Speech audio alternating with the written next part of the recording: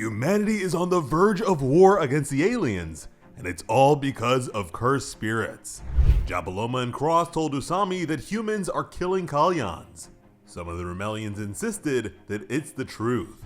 Usami was sure that it must be some sort of misunderstanding since Kalyans don't exist on Earth.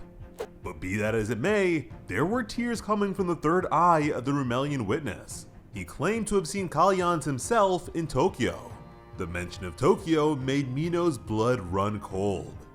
Usami realized with a start that this huge oversight of theirs could serve as grounds for war. Elsewhere, Yuka and Tsurugi explained to Maru that cursed spirits only show up in Tokyo. Yuka mentioned that after the government made the existence of cursed spirits public on account of the whole culling game thing, they lied and said that cursed spirits only appear in Tokyo. And ever since then, sorcerers have helped to limit the leakage of cursed energy to Tokyo. And since normal people don't have access to the area anymore, over time, that lie has become the truth. Yuka opened up a small wooden door as she continued.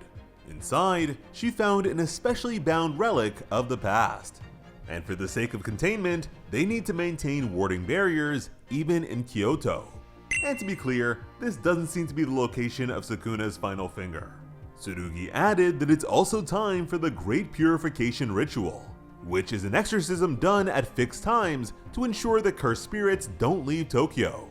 And at these times, the barriers are more sensitive. The trio stuff their faces on their way elsewhere. Students don't usually get involved in the ritual, so they'd be sitting that part out. Maru wondered if cursed spirits are really that powerful. Yuka let him know that they're everywhere in Tokyo. They're also way more irregular than cursed users.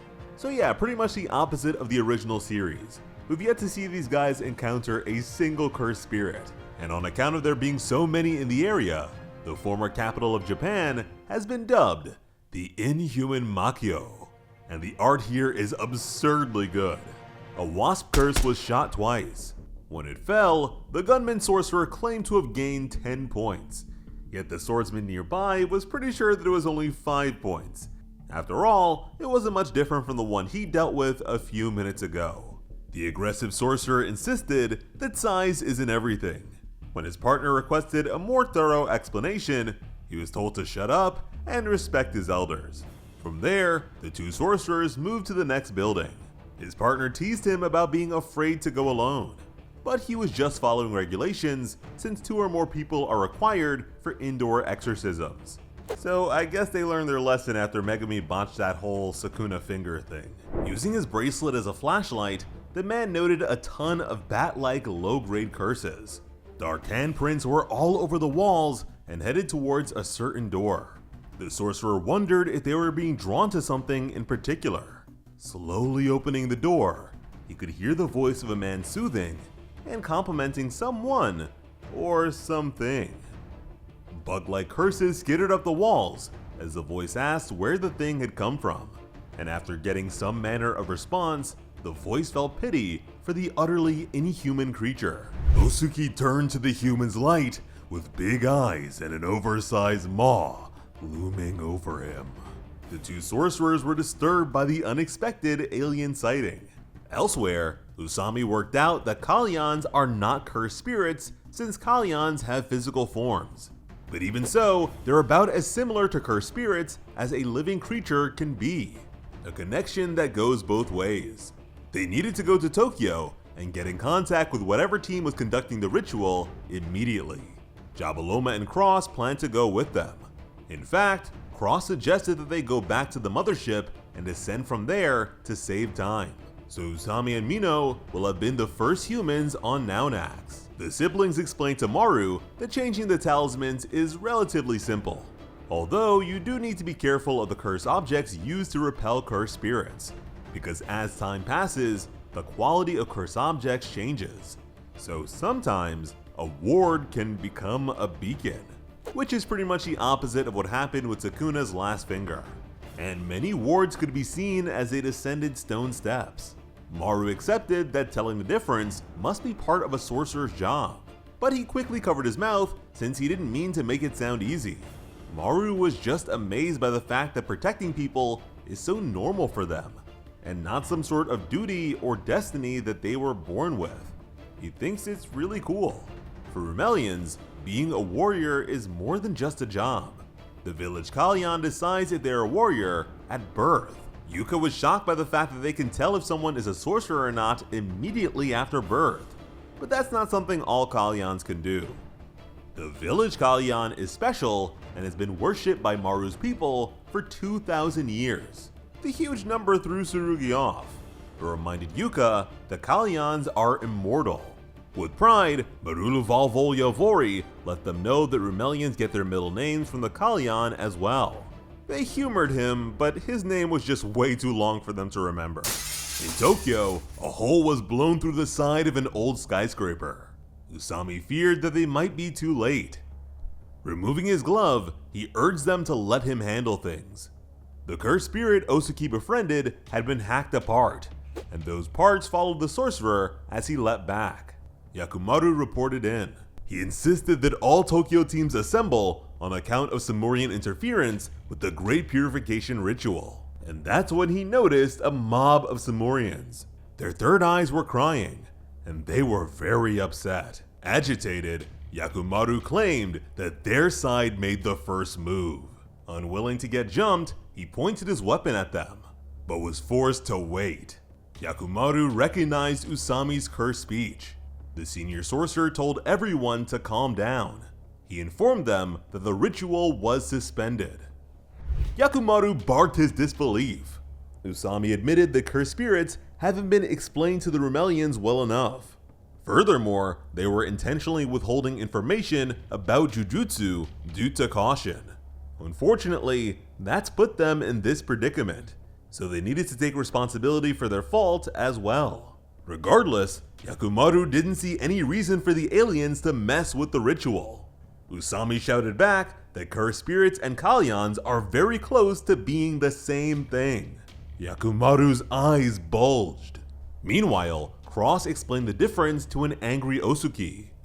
But based on his crying third eye, Osuki was already convinced that what the humans killed was a Kalyan, one of their deities.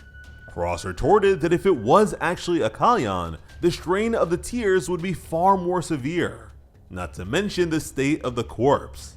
Osuki turned to see that it had already begun to fade away entirely. As physical beings, that's not something Kalyans are supposed to do. Cross added that cursed spirits are the collective manifestations of Roluka, or cursed energy, unconsciously leaked out by the Japanese. They are not Kalyans. Even so, Osuki was sure the Cross could hear their voices too. In response, Cross pleaded with the older Rumelian. He told him to hold it together, and actually made the man hesitate. The look in his eyes wasn't condescending at all. He was literally begging. A bit of time passed. Jabaloma apologized to Usami on behalf of the Rumelians. He accepted that they were at fault for leaving their ship and entering Tokyo without permission. Usami returned the gesture and blamed their own excessive caution for causing all of this. But even so, on both sides, there were those who disapproved of such apologies. Yakumaru was also nursing a cut on his cheek. Jabaloma suggested that they separate for the time being. Usami agreed and promised to get in contact with the diplomat soon after.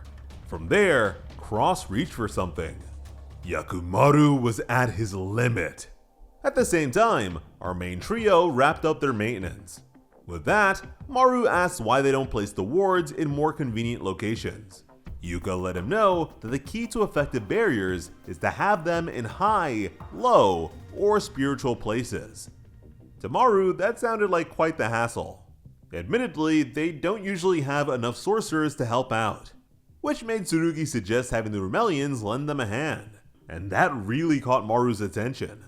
Also, instead of a light bulb going off, a piece of mule is shown, which is a great touch. Maru spread his arms and was totally enamored by the idea. He was sure that his people could help the planet. The Okotsu siblings smiled back at him. After that, they headed back to the city. Maru promised to propose the idea to everyone once he returns to the mothership. He was sure that the Rumelian warriors would be just as excited, and his enthusiasm was contagious. After that, they all waved their goodbyes. Interestingly, Yuka and Tsurugi split up here too, despite being brother and sister. Technically, we haven't seen their living situation after Maki and Yuta died. So anything is possible. But over in Tokyo, rain fell as 2 shots were fired. And Cross had been hit by both. His eyes were wide. Osuki cried out in dismay. Usami shouted at Yakumaru's madness. But the younger sorcerer was sure that the alien reached for his weapon. Osuki swore to kill him, and the others were right behind him. Jabaloma's words would not be enough to de-escalate things now.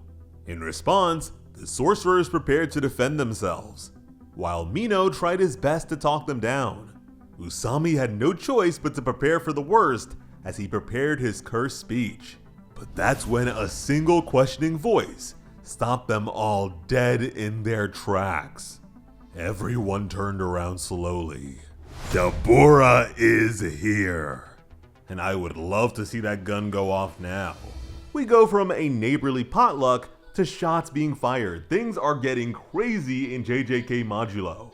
Now, I'm not sure if it'll happen just yet, but this would be a great time for Yuji to show up. And considering the whole Cog thing, where he's dedicated the remainder of his life to exterminating curses, it would make sense for him to be in the one place where curses can appear. Although, based on the fact that he's been in crowds thus far, it's not like he's just been staying in Tokyo and never leaving. Although that would be very cool. This story just keeps getting better and better. I am hooked, and I hope you are too. As always, I'm Slice of Otaku. Thank you all so much for watching, and have an awesome day. I love you.